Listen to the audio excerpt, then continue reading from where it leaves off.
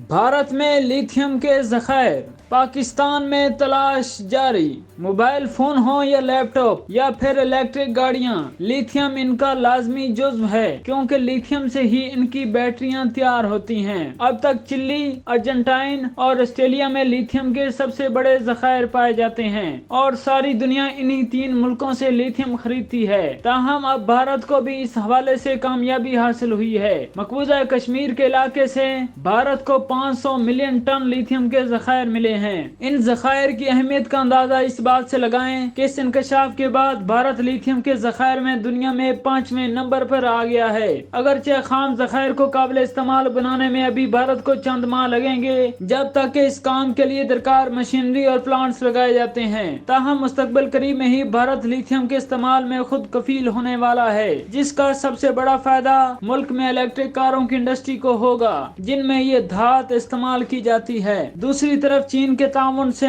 पाकिस्तान में भी लिथियम के ज़खायर की तलाश जारी है। इस हवाले से पिछले साल नवंबर में एक चीनी कंपनी और China Pakistan joint research centre के दरमियान मुआहदा हुआ था।